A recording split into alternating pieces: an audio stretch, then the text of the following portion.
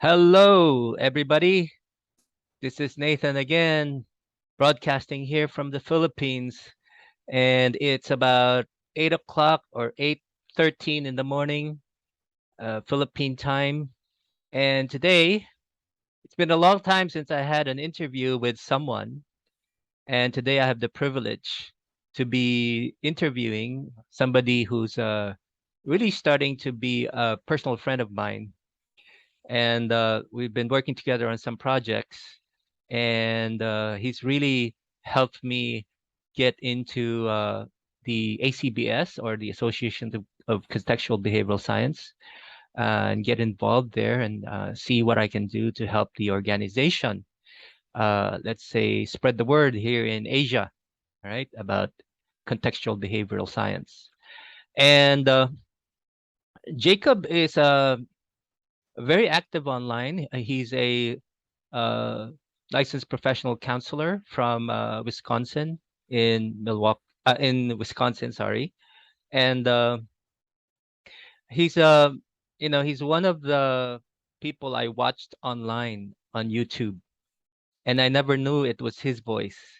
And one of those was the Grief Matrix, Yes. and that really helped me a lot in terms of dealing with people who have lost a dear one, especially in the time when COVID struck. So I've been watching the YouTube videos of yours, maybe more than 20 times already, just going through it and reviewing what you just said on that video. And I believe it's about a few years old now, and Yeah. it's still something that inspires a lot of people, and I love the terms that you use. Okay, so without further ado, welcome, Jacob, to my YouTube channel. Hey, thank you, Nathan. It's good to see you again. I'm grateful to be here. Thank you very much for inviting me for this interview. Yes, and Jacob also interviewed me before, about a few months ago, and I was surprised to hear from him. He's all well way over there in Wisconsin, and I guess you saw my post on the ACBS Facebook page, right? Yeah, you've been posting a lot of good work on the ACBS Facebook group page, and Yeah. it caught my attention because you use the ACT matrix, and I'm all about the ACT matrix. So I just try to reach out. I try to reach out to anybody who's using the ACT matrix and just get to know them a little bit better, and hopefully do an interview with them. I see. All right. And Jacob is all about empowering people of color in the U.S., right? Yeah, well, people of color for sure. Uh-huh. People, disabled people, people with, lower access to, the resources. Yes. Anybody who is at a disadvantage systemically. It's one of my things is to try to do something for everybody to make a more kind of a just society. Yeah. Just listening to it, Jacob, moves me, and at the same time, I think you're walking the talk. So I appreciate it, Jacob. Appreciate your work. Thank Uh, you very much. so Jacob, just a short introduction to our Filipino audience. So most of my audience would be composed of people living in the Philippines, looking for counseling. Uh, they may not be our audience, but maybe they'd be interested in knowing more about you and your personal background. How did you become a therapist, an ACT therapist, and why did you become really an ACT matrix specialist? Yeah, for sure. So I've been, like you said, I'm an LPC here. What that means is a licensed professional counselor. So Mm-hmm. in the United States, there's many different types of licenses you can have in Mm-hmm. order to be a mental health practitioner. Mm-hmm. And LPC is one of those licenses. It's Mm-hmm. considered sort of like a master's level clinician. In other Mm-hmm. words, I have a master's degree, but I don't have a doctorate. Mm-hmm. Um, I got into psychology originally Mm-hmm. in undergraduate school. Mm-hmm. Um, just sort of fell into it. I was originally planning on doing chemistry. I went to school originally for Wow. chemistry, and I wanted to be a chemist, and that was my whole life.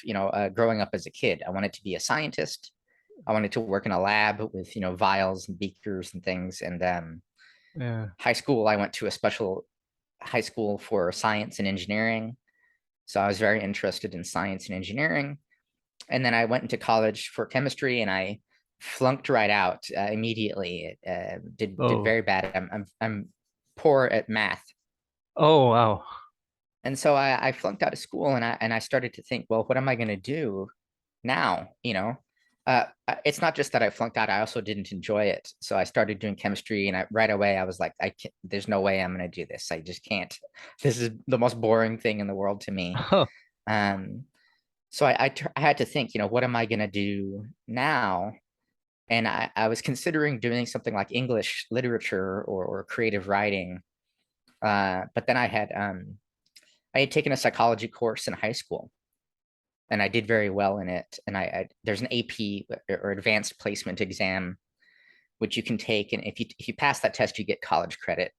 And I had passed that test, so I had gotten some Wow. college credit Wow. in psychology. And so I thought, well, maybe I'll do psychology work. And so I switched my major to psychology, and really enjoyed it, and was also very good at it. So got my bachelor's degree in psychology. And then I was thinking, well, what am I going to do next? Do I continue to try to become a psychologist, or do I want to try to become a psychiatrist, or do I want to be a master's level clinician, like a counselor or a marriage and family therapist or a social worker? Uh-huh. And out of those three, I decided to do counseling, which is just a different kind of branch. So I got my master's degree in counseling. And even before that process, I think it was before I even got into a master's program, I think I had uh, found ACT through Russ Harris, like most people do. Oh. And I had So, I had just yeah. Jacob, when you were doing your psychology or counseling degree, what was the emphasis in your school? Were you studying some other approaches besides Mm. the behavioral approach? No, actually, in the program that we have down there, Mm-hmm. uh, this was in University of Texas at San Antonio. Mm-hmm. That program is very general. There's not a Mm-hmm. a particular focus. The degree is considered community counseling, Mm-hmm. and so what that means is it has a community focus, like working at a clinic or a mental health agency within the community, Mm-hmm. especially those with low socioeconomic status, things like that. Mm-hmm. Mm-hmm. Um, the program did not have any kind of behaviorist training or any kind of Mm-hmm. ACT training or Mm-hmm. anything. It Mm-hmm. was just sort of general CBT, Mm-hmm. but not very It, particularly focused on CBT. okay. More of a person-centered approach. Well, how Um, about your personal inclination back then? What were you more I interested was in? When I first started out, I was very interested in CBT, CBT. All right. cognitive behavioral therapy. I was super interested in that, and then I started to do Is more it research. is it more the Beckian type? Yeah, it is, but again, like I said, very little actual education in that area Yeah. All right. at my school. Okay. My school, there are some schools in the United States where you would go through the whole program, and you'd come out the other side with the knowledge of CBT or Adlerian psychotherapy or something like that. My school Yeah. is just very general. You'd learn a little bit of a couple of different things, and then Uh, all right. you learn it mostly on the job. Okay. All right. Okay. So how did you end up landing on ACT? So you said Russ Harris. Was it like Yeah. kind of like a search online or you know? No, it was a total accident. Uh-huh. There's a book in psychology called Stumbling on Happiness by Dan Gilbert, who is Oh, a okay. psychologist in the US. And Yeah. it's just a book about research. I mean, it's a book about like what is happiness, how do people become happy, Uh-huh. things like that. And I had read it myself, and I gave a Uh-huh. copy of it to a friend of mine who was Uh-huh. moving away. Mm-hmm. And then I had another friend later on who was also moving away, and I said, "Oh, I'm going to get her that same book." So I went to the bookstore. I went to Barnes and Noble, and I was specifically looking for the book Stumbling on Happiness. Mm-hmm.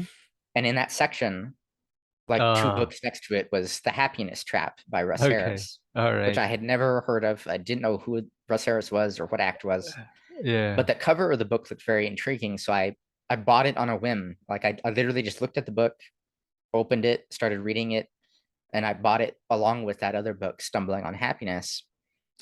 And then I started to apply those skills. I started to read The Happiness Trap, and right away it intrigued me. Uh-huh. And I started to apply those techniques and those skills to my own life. And I Oh. noticed a major difference for myself in handling my own thoughts and feelings. Uh-huh.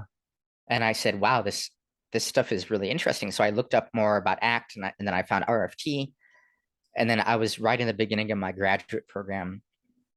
So I took that information, and I talked to one of my professors, and I said, can I make ACT a focus of my program, and can I do some, like some papers on it or whatever?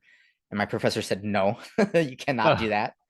ACT was at that time, still ACT had not blown up yet. It was not Oh. as big name as it is now, Uh-huh. especially not in Texas, Uh-huh. and especially not in San Antonio. There was nobody that practiced ACT. Oh, wow. So my professor says, no, you can't do it. Pick something else. So I picked Gestalt, and I started to do some Gestalt work. And then from there, continued just reading on my own and learning on my own ACT. Oh, I see. All right. Okay. So yeah, wow. That's quite the story. My first book on ACT was Get Out of Your Mind and Into Your Life. So I Mm-hmm. guess, you know, no, actually it wasn't the first book. First book was the original ACT book, Yep. which is like so dense. And we're lucky we ended up seeing some books that are easier to comprehend, like the Happiness Trap by Russ Harris. Mm-hmm. Yeah. Anyway, so how about the Act Matrix? That part. That's interesting because Act in itself has, a lot of, it sounds very complex at the beginning, but as you go through it, it all makes sense. It all comes together. So Mm-hmm. what is it that attracted you to the Act Matrix, and how do you use it in your work? And Mm-hmm. you said, I mean, we had our personal conversations before. You said that initially you used ACT a lot with, I'm not sure, grief, because that was mostly the population that you were dealing with at the start of, Mm-hmm. maybe at the earlier parts of your career. So it's My interesting how mm-hmm. you can introduce something like with an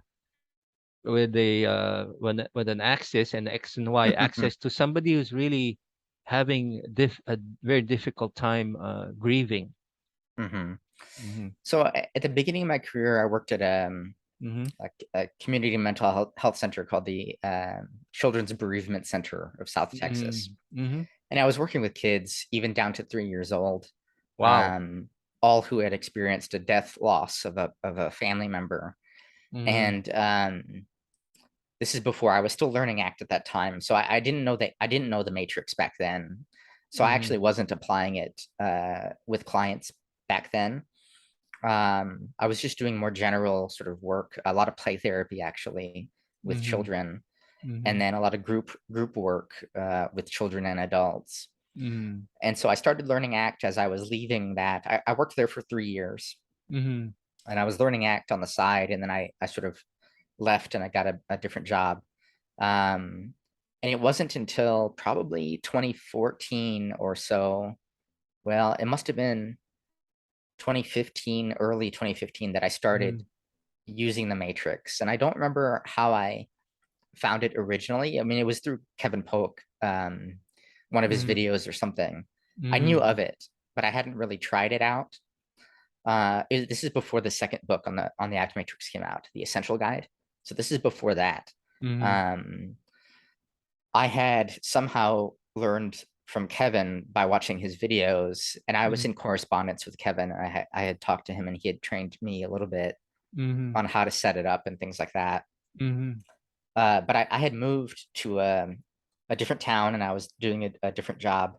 Mhm. and I was all by myself. I had no coworkers or anything, and I was doing everything on my own, the intake process and all that. So when I was meeting with clients, I was trying to do like an intake process with them, and I ended up trying to kind of just cobble together a bunch of different things. I was doing a lot of Russ Harris stuff for the intake. I was doing the hands as thoughts metaphor as a part of Mhm. that intake, Mhm. and it was just too long and it was too clunky. Mhm. So one Mhm. day I decided to try doing the matrix for my intake session. Mhm. And over the course of a couple of years, Mhm. I started to really perfect an intake protocol. Wow. So I have an intake protocol that I've devised, and it's on my website. And it's just like it's how I do intakes from A to Z. From the moment they walk in the door to the moment the client leaves. Wow. And the act matrix is a part of that intake process. Oh. And so that took me a couple of years to develop and really get right. But ever since then, once I started using the act matrix for my intakes in that way, I Uh-huh. never looked back. It changed completely the way that I do therapy, the way that I see clients in the beginning, like intakes. It Yeah. also did something really interesting.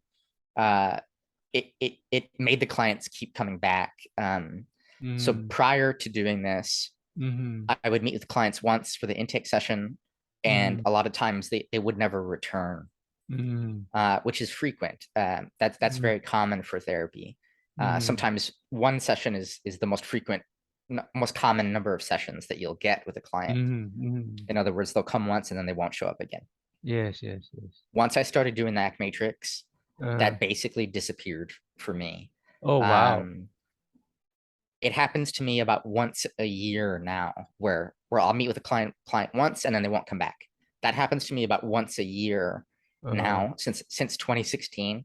uh, Um, Prior to that, it was happening to me, all the time. It was, potentially 3, 4 a month, would show up once and then they would never return. yeah, yeah. So the ACT matrix, the way I do it in the intake, does something there for the clients right away, and then it helps them return, or it gives them a better sense of what therapy is all about, and then they Oh, end up returning and continuing the work with me.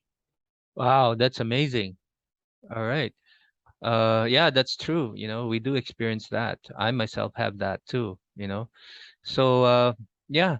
Um, I guess right now in your uh how many years have you been in practice? I've been licensed since 2014, so I've been So about um, 8 years now, right? working full time for about 8 years. Yeah. Yeah. So, is there a focus in the populations that you meet? You moved to Wisconsin from Texas, is that right? Hmm. Uh-huh.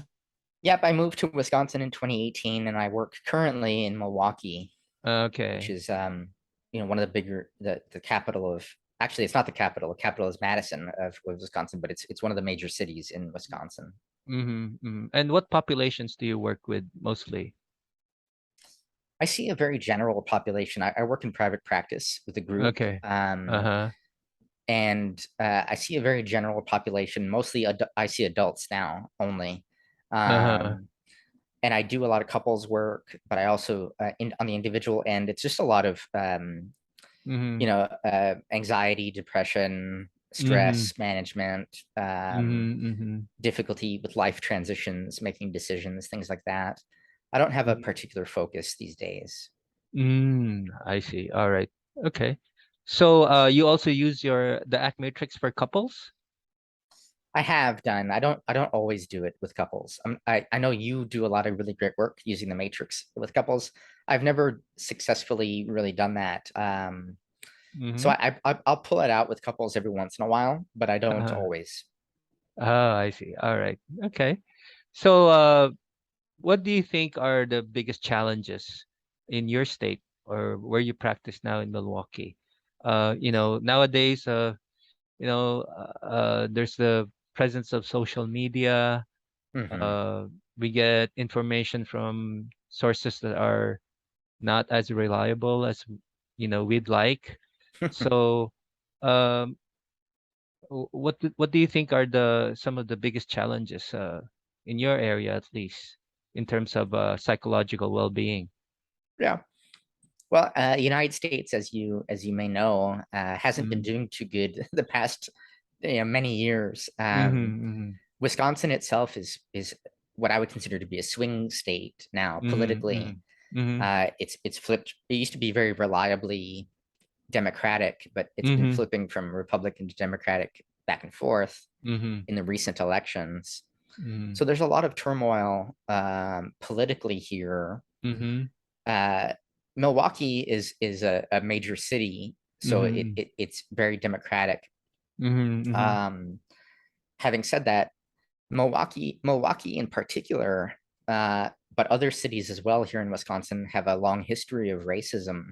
Mm-hmm. Um, these were areas where many Black Americans Mm-hmm. came Mm-hmm. and settled as they left the South Mm-hmm. when there was slavery in the United Mm-hmm. States, and then Mm-hmm. post-slavery, Mm-hmm. many Black Americans came and ended up settling up here in Milwaukee area, Racine, Mm-hmm. which is where I live. And so the African American population is very large here. Mm-hmm. Now, unfortunately, even though they came and tried to have a better life up here in the north, they still experienced an incredible amount of racism, Mm-hmm. segregation, things like that, unofficial segregation. Um, so there's a population here in Milwaukee and in Wisconsin that is very underserved and Oh, underrepresented, okay. and so that's an issue that is sort of common here Mm-hmm. in this area. Um, but other than that, the psychological issues that we see are the common ones that any major city might have. Mm-hmm. Um, Lots of people just sort of well, Milwaukee is a sort of a business district as well. There's lots of Mm-hmm. business, lots of high end corporations and things here in this area. Lots of Mm-hmm. factories and companies headquartered Mm-hmm. near Mm-hmm. here. Mm-hmm. And so there's lots of people who are, working, but still not sure kind of what they want to be doing. Mm-hmm. Um, Capitalism, the problems of capitalism are very present here. I see. All right. Well, thank you for that. By the way, speaking of ethnicity, or you know, Jacob is not Filipino. Yeah, His background is from Mexico, right? Your family. not Yeah. originally, but yeah, I mean, originally, I'm Uh, not from Mexico. I was born in the U.S. My parents were born in the U.S. My yes, yes, grandparents yes. were born in the U.S. too, but beyond that, we're all from Texas. All my family is native from that area, Uh-huh. South Texas, which used to be Yeah, Mexico. yeah. And so All in the right. 1800s, it became Texas, and then it became the United States. So my family, you can trace it back thousands and thousands of years, all the way, to Native American times in the in that region of what is now South Texas. All right. But Okay. I get the question all the time. In fact, last week, one of my clients asked me if I was Filipino, and I said no. But my father gets that as well. People ask him all the time if he's Filipino. Well, your name sounds very Filipino, and it's that's how Filipinos get their names. The last name is Spanish. The first name is Jacob would probably be Jewish, right, or Hebrew? Yeah, yeah, exactly. Yeah. So it's a mix of between the Spanish last names and Christian first names. It's very Hmm. common here. Yeah, So it's common here too, where I live at least, down in Texas. The same for the same reason, right? The Spanish came and or colonized. maybe not Christian, Jewish names, right? Or Yeah, Hebrew names. Sorry, Hebrew names. That's what yeah, you from the call it. Bible, Yeah, from the from. Bible. Yes, Hmm. yes. All right. So let's go now to a different topic. This is I'm very privileged and honored to have been invited by Jacob to be part of the DEI SIG or DEI SIG. That's what we call Hmm. it. So DEI stands for Diversity, Equity, and Inclusion, and SIG or SIG stands for Special Interest Group. and I've joined a couple of their meetings. It's a subgroup inside the ACBS. Am I right? Yep. So, can you tell my Filipino audience more about that group and how it could be relevant to someday to a lot of Filipinos who could be either practicing therapists or Filipinos who are interested in the work that we do? What does it Yeah. advocate for? Sure. So the DI-SIG, as you said, is a special interest group, which means it's just like a group within ACBS that advocates for certain things, and Yeah. that certain thing is diversity, equity, and inclusion, or accessibility Mm, within ACBS and more broadly. mm, And so, in the United States in particular, of course, because ACBS is fairly US centric, mm, um, the concept of DEI mm, is new in the United States. I mean, mm, it's been around, but it mm, blew up in popularity mm, only in the past 10 years mm, due to the very visible, very public, and very frequent mm. um, murders and Oh, okay. maltreatment by police officers Yeah, towards yeah, Black Americans and other people of color. yeah. And so there's been a few years ago, there was lots of protests across the United States protesting some of these killings. And uh, and therefore, every company in the United States now has a DEI initiative of some kind. Okay. Um, much of that is just lip service, or yeah, they don't really do anything.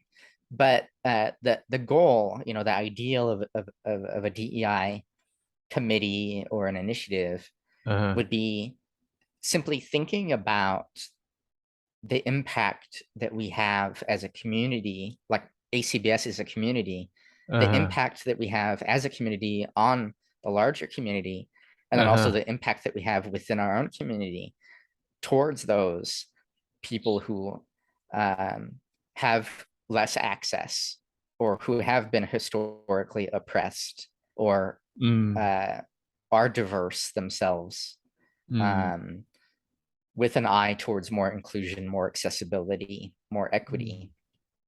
mm. Um, so it's basically trying to do that and struggling because we don't want to just be a United States centric organization.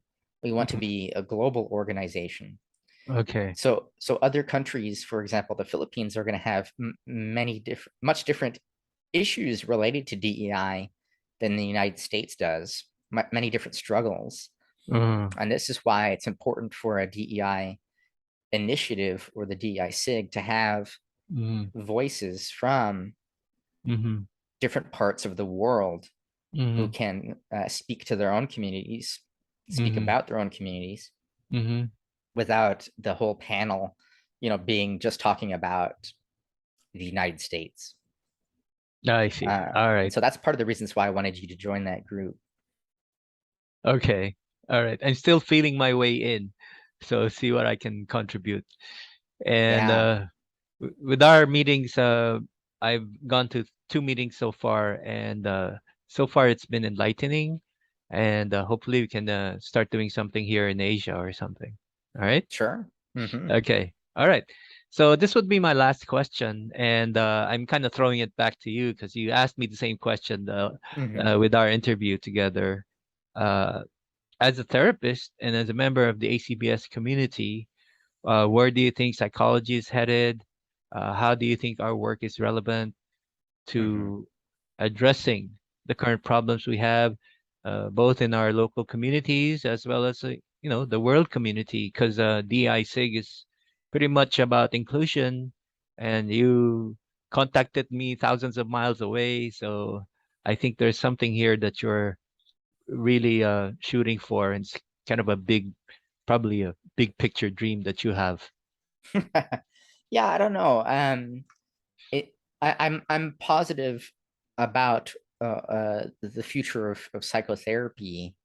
Uh, I'm more positive about it now than I was in prior years. Uh, I'll that's there's a couple interesting. Why ways. why would you say Yeah, that? Why would you say that? That's interesting. What changed it for you? 15 years ago, Uh-huh. I was certain that the future of psychotherapy was just going to be medicine. Uh, I thought down the road it was just here, take this pill, take this pill, take this pill. That's going to solve uh, all your problems, because uh, that appeared to be the way that things were heading. Um, it doesn't seem to be that way anymore. I think lots and lots of people, clients, uh, are wary of uh, medication, and they don't want to be on a pill every day of their life or ever. They want some other kind of solution. They want some other kind of help. And they're less inclined to just say, yeah, let me just take the pill that's going to make me happy, or let me just take the pill that's going to solve my problems. They, they are, that seems to be out of favor, really, these days. mm-hmm. So I was pessimistically thinking that the future of psychotherapy was not even going to exist, that we were just going to be medication dispensers in the future. Oh, Um, these days, there's a couple of things about the future that I'm interested in. One would be like sort of a letting go of a Western centric philosophy of mental health. Western when you say centric. that, what does that mean? Uh, it means well, my version of the West, right, is the United States, UK, Uh, things like that. what is it missing? What is it missing if it's Western centric? It's missing uh, cultural and historical information from Uh-huh. other groups of majority in the world, right? Okay. So Asians are of the majority in the world. There's people out there uh, whose voices have not contributed to psychology to the same extent, not because they don't Yeah. have anything to say, but because their voices have been erased or suppressed. All right. Um, and psychology has been shaped, even if when we learn about psychology, Uh-huh. even though the science of psychology is only 200 years old, when we Uh-huh. learn about it, we trace its roots back to ancient Greece, ancient Uh, Greece in Roman times. These uh, uh, philosophers, right, who are thinking about how does the mind work, what is the nature of reality. Um, yeah. but why do we trace it back there and not towards Eastern philosophers, Asian philosophers or African I see. philosophers I or see. South American, what is now South America, native indigenous cultures, and their thinkings about the world and the mind and so forth. So psychology has roots that are very white, um, and so that's going to change over Uh-huh. time. Uh-huh. That's one change that will happen. Uh-huh. Um, but I think distant in a distant future, I'm interested about the use of artificial intelligence Oh, in wow. psychotherapy. Wow. I fully believe, and I have no doubts that an artificial intelligence or an artificial being could do the work that we do. Oh. I don't think that it requires a human connection, Oh, like some wow. people might believe that it requires. There's something special about the human connection that is there. I Okay. don't agree with that. I think that an artificial being or an artificial mind could just as easily do the work that we're doing. I see. Um, and I think that that's gonna happen. We're not there yet, but we can get there. All right. Okay. So, well, that's kind of interesting because you just said earlier that you were afraid that psychotherapy won't even exist in the future. Hmm. So, in a world where there's artificial intelligence, what would be our roles as a psychotherapist or therapists? Yeah, I'm not sure. So Mm-hmm. I think there is a difference between this is gonna sound, I guess, weird, but like Uh-huh. basically what I said earlier was I was worried that a technology was gonna take over, right? A Yeah. technology like in other words, just a chemical. Here's a pill that's gonna activate something in you. Yeah. Um, that's different to me than an actual artificial consciousness, Okay. artificial being in quotes here. Yeah. It would be no different than saying, you Uh-huh. know, I hope that a certain organism won't exist someday. You know what I mean? Yeah. Like if we are able to create an artificial intelligence, then that's not technology anymore. Actually, that's actual. To me, that would be an actual life form. Okay. Okay. Um, and if we have a life form, like a being of consciousness, Okay. um, then that deserves to be respected and connected to. Yeah. And if Yeah. that being or consciousness can do the work that we can do, then whatever, so be it. It would be us and that thing or whatever. Mm. I wouldn't want to rule that out in any way. Oh, so you're thinking about coexisting with something like that, right? Sure, I'm sure we could coexist. I think so. I don't think the machines are going to take over the whole world or anything, but if they did, whatever. I mean, um, Can I ask you one last question before we end this interview, Jacob? Uh, what this is kind of a personal question for me. I mhm, mean, we see people one at a time, two people at a time, one family at a time. mhm. What do you think our role is, as a therapist or counselors?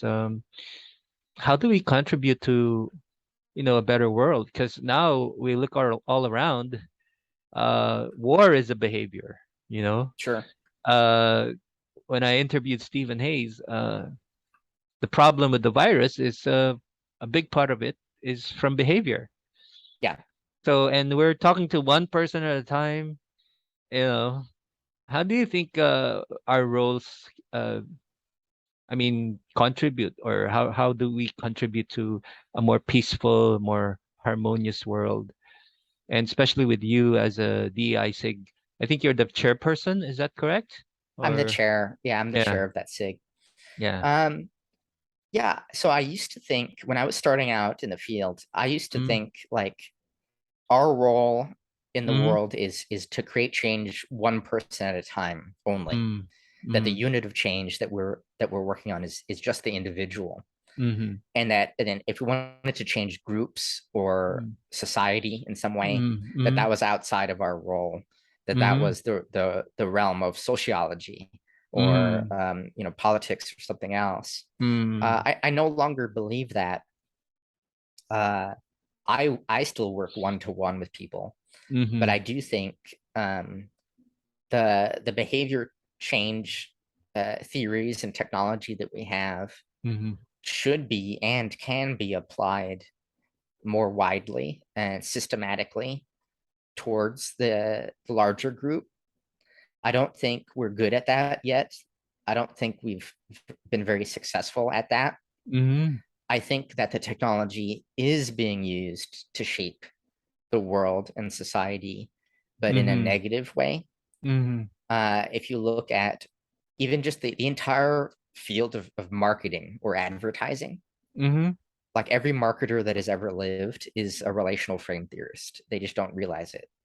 mm, They're using relational frame theory there to mm, influence and predict our behavior, mm, influencing our behavior to find certain products or services more repetitive than others, and then predicting our behavior by thinking if I run this ad with this language, the mm, prediction is they're going to buy more of this product, right? mm, So in other words, capitalism, right? That idea of uh, so capitalism has harnessed a technology there mm, to hone down on or for increased productivity, increased profit. And so the technologies that we have been harnessed by a mechanism that is not helpful for the world, the planet, ecologically, but also not helpful for us as a species anymore. Um, and if we can make some change, it's going to have to be through changing the hand that's kind of twisting the dials, right? And that mm, hand is capitalism. mm, Um, if we can change that hand, then we can use the same technology that's always been there, which is just language and how language works, and we can use it for some other end, right? But I don't think that's going to happen unless we unless we take some control of that. Wow. That's that's awesome. Just hearing you mention about relational frame theory and how it's used to motivate people to do things. That sets up a whole set of interview questions for you, Jacob. All right. So anyway, we've run out of time, but I want to ask more questions about what you just said about RFT and how it's used in the advertising unconsciously. Mhm. So they're not really aware that they're using the principles of relational frame theory, and uh, It's intuitive, right? And yes, that's part of the beauty. RFT is such a simple theory that it's intuitive. We just do it without realizing it. yeah. Um, and so people are using it to sell a beer or sell a cigarette or sell a certain brand of You better cereal. You better teach me that someday. Hopefully, we get another interview like this. I don't know how long that will take, that discussion, but our audience might be really interested to hear more of that. Yeah, And I'd be happy to.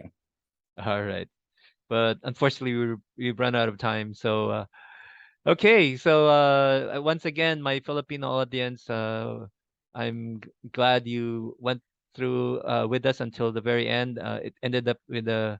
I'm sorry about and the Filipinos call it bitin, or so we left it hanging on that particular issue. That would have been a very interesting conversation all by itself. That would probably take us another half hour. So I know it's late there, and you have a beautiful little baby and a small family there. And Thank you. thank you for this interview, Jacob. I really appreciate it, and I appreciate your work with ACBS, and also your reaching out to me and other people around the world who represent a small population in the ACBS community. So thank you for your time. Thank you. It's been a pleasure talking to you, and thank you very much for interviewing me. I appreciate it. All right. Bye bye. Bye bye. Thank you.